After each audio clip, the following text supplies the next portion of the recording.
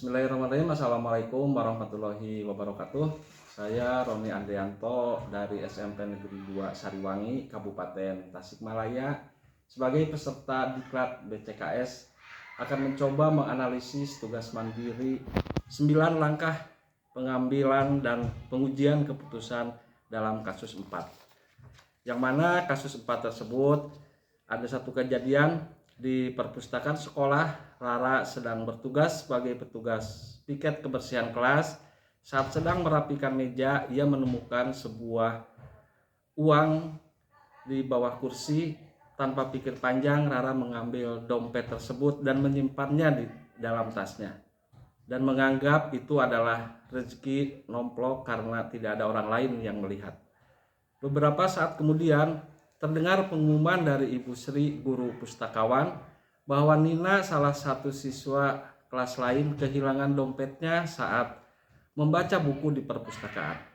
Tari yang kebetulan berada di perpustakaan sejak awal melihat jelas saat Rara mengambil dompet tersebut dan memasukkannya ke tas. Kini Tari menghadapi dilema. Di satu sisi ia tahu bahwa dompet itu milik Nina dan kejujuran adalah nilai yang harus ditegakkan. Di sisi lain, Rara adalah sahabat dekatnya yang sering menolongnya dalam mengerjakan tugas dan berbagi bekal setiap hari. Jika Tari melaporkan hal tersebut atau menegur Rara, besar kemungkinan hubungan mereka akan rusak dan Rara tidak akan bersikap baik lagi padanya.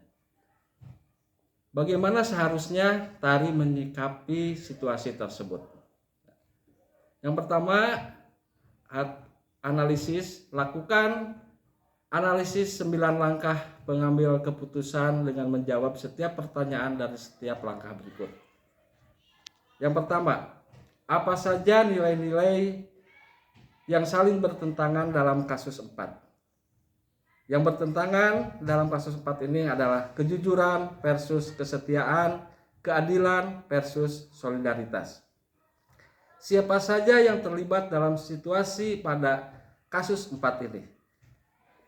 Yang terlibat, Tari sebagai saksi, Rara yang mengambil dompet, Nina pemilik dompet, Ibu Sri guru pustakawan dan lingkungan sekolah.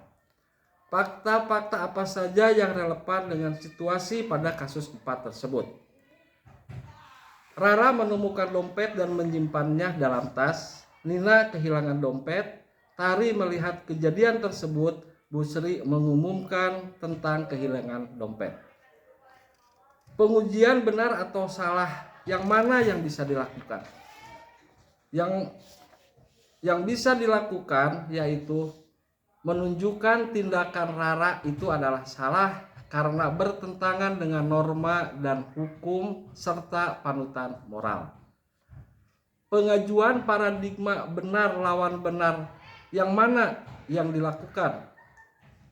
Paradigma benar lawan benar yaitu membela teman versus kejujuran, kepentingan jangka panjang versus jangka pendek. Prinsip resolusi mana yang bisa dilakukan?